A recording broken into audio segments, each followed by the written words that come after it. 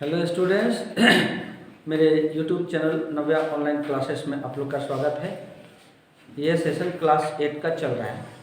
Math में हम लोग अभी देख रहे हैं चैप्टर 9 राशियों की तुलना, और इसमें एक्सरसाइज 9.2 में है। 9.2 का क्वेश्चन नंबर 8 कहता है कि एक मोबाइल का कॉस्ट प्राइस यानी कि क्रय मूल्य, एक मोबाइल को 7,500 रुपये में खरीद कर लाया। 7,500 में जब खरीद कर लाया और उसको 6,600 में बेच दिया, तो इसमें लाभ या हानि क्या है ये पता करना है। फिर लाभ प्रतिशत और हानि प्रतिशत भी ज्ञात करना है। तो सबसे पहले लिखेंगे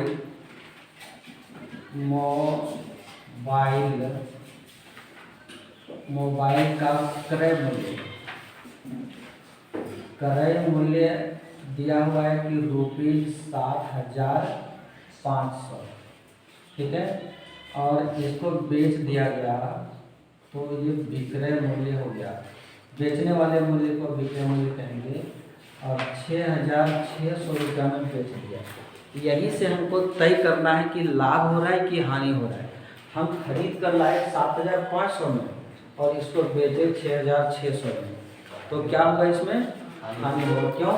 क्योंकि लिखेंगे कि यहाँ SP is less than CP, या तो फिर हम कहें कि CP is greater than SP, तो हानि होगी नहीं। फॉर्मूला में भी तो लिखाए थे इस प्रकार का कि CP is greater than SP, तो हमको हानि होगी। अब हानि बराबर सूत्र लिखाए थे, हानि इज इक्वल टू क्रय मूल्य माइनस विक्रय मूल्य। ये क्रय मूल्य जो है वो 7,500 है और विक्रय मूल्य 6,600। कितना आएगा? 7,500 में 6,600 को माइनस करेंगे तो यहाँ पर 900 रुपये की हानि हुई नहीं। जब हानि हमको पता चल गया 900 रुपये की हानि हुई इस मोबाइल में, तो प्रतिशत हानि ज्ञात करने का एक सूत्र है, हानि गुणे 100 बटे क्रय मूल्य। हानि कितना मिला हमको? 900 का इंटू 100, और क्रय मूल्य कितना है? 7,500। सही है। ये 2 जीरो हम कटा देंगे। 25 चौके 100, 25 तिया 75 और 3 तिया, मैंने 3 इंटू 4 इज इक्वल टू 12% की हानि हुई है इस मोबाइल में। क्या? तो इस तरीके से इसका हल कंप्लीट। आते हैं हम लोग क्वेश्चन नंबर 9। क्वेश्चन नंबर 9 का पहला, अच्छा क्वेश्चन नंबर 9 का पहला में कहता है कि एक टोकरी में 100 संतरा है। एक टोकरी में 100 संतरा है और 100 संतरा को वो खरीद कर लाया 250 रुपये में। क्रय मूल्य 100 संतरा का क्रय मूल्य कितना हो गया? 250 रुपया। फिर उसको रखा नहीं अपने पास, बेच दिया। 100 संतरा खाएगा क्या? बेचा, 100 का 100 बेच दिया। लेकिन रेट ऐसा था कि 27 रुपये प्रति दर्जन के हिसाब से बेचा। तो पता करना कहता है कि इसमें लाभ हो रहा है उस व्यक्ति को या हानि हो रहा है। तो पता करें कि ये 27 रुपये प्रति दर्जन के से जब बेचा ले तो 100 संतरा को बेचने में उसको क्या रुपया प्राप्त हुआ। ठीक है, हम ये प्राप्त करेंगे। लिखेंगे 100 संतरा का क्रय मूल्य, 100 संतरा का क्रय मूल्य है 250 रुपये। अब विक्रय मूल्य क्या है? विक्रय मूल्य एक दर्जन में को बेचा 27 रुपये। एक दर्जन में कितने होते हैं? चूंकि 12 संतरा का विक्रय मूल्य ₹27, इसलिए एक संतरा का विक्रय मूल्य 27/12, इसलिए कितने संतरा को बेचना है? 100 संतरा। तो यहाँ पर हो जाएगा 27/12 गुने 100, ठीक है। 3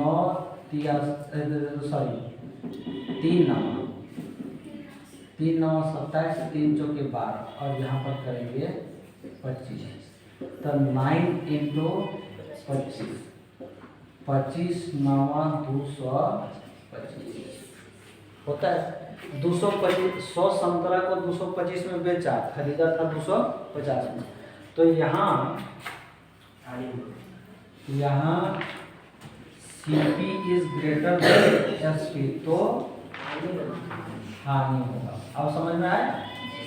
अब लिखेंगे हानि इज इक्वल टू क्रय मूल्य माइनस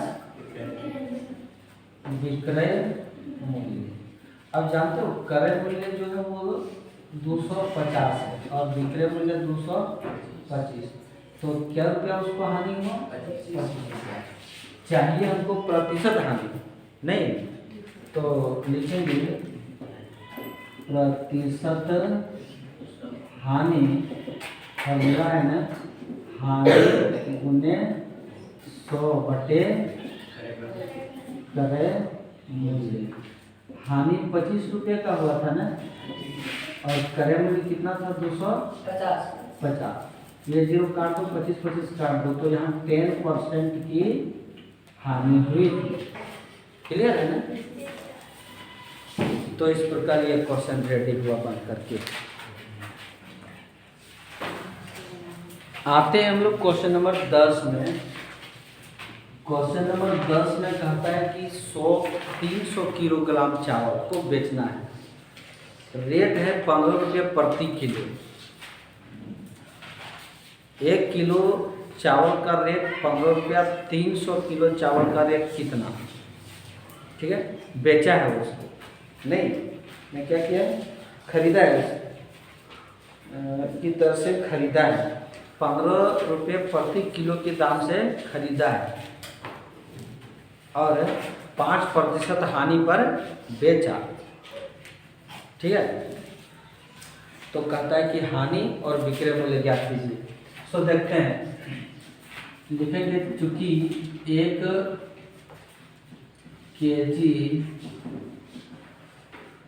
चावल का क्रय मूल्य इज इक्वल टू ₹15। कितना चावल लेना है उसको? 300 चावल रेट हो जाएगा इसका 15 गुने 300, 15 दिया 45 पर तो 0 लगा देंगे कि नहीं, 4500 रुपया में खरीदा। हानि उसको कितना?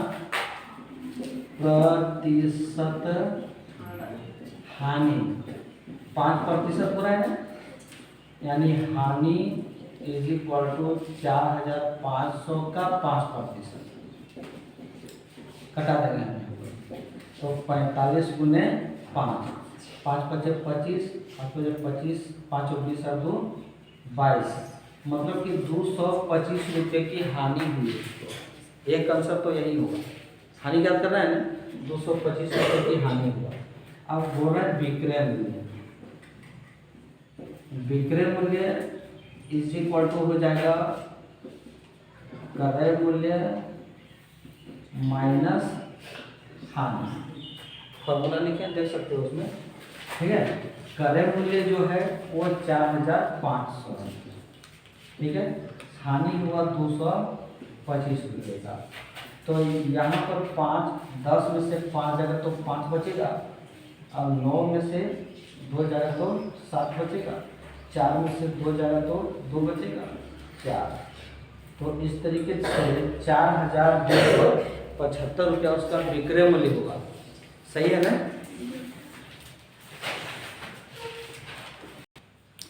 देखो इस प्रश्न को हम एक और तरीके से इसको बना रहे हैं। यदि क्वेश्चन में केवल विक्रय मूल्य निकालने के लिए देता, क्रय मूल्य दिया हुआ है और प्रतिशत हानि दिया हुआ है और हानि ना निकालने कहता, एक आंसर यहाँ है तुम्हारा, हानि अगर नहीं निकालने कहता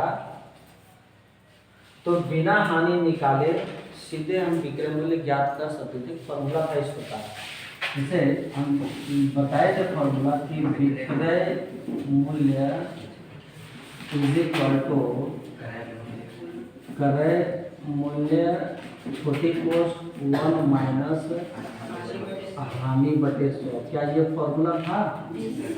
इसी फॉर्मूला पर तो बन जाता। तो 4,500 रुपया तो तुम्हारा क्रय मूल्य 1 माइनस 5 बटे 100, हानि प्रतिशत 5 का है कि नहीं, इसको यहाँ पर हम कटा देंगे।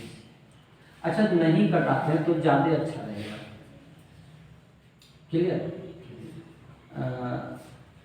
5 बटे 100 ही रखते हैं, 5 बटे 100 अगर रखेंगे तो 4,500 और यहाँ पर 100 और ये हो जाएगा 100 माइनस 5, 95 बचेगा ना, तो 4500 गुने 95 बटे 100, ये 2 जीरो कट गया तो 45 गुने 95, 45 को 95 से मल्टीप्लाई कर देते हैं, यहाँ 95 और ये 45, 5 पचे 25 के 5 बाकी 2, 9 पचे 45 और 2 47, 5 के 20 और 9 के 36 और 2 38, 5 7 और 12 4, तो आ गया ना ₹4,075।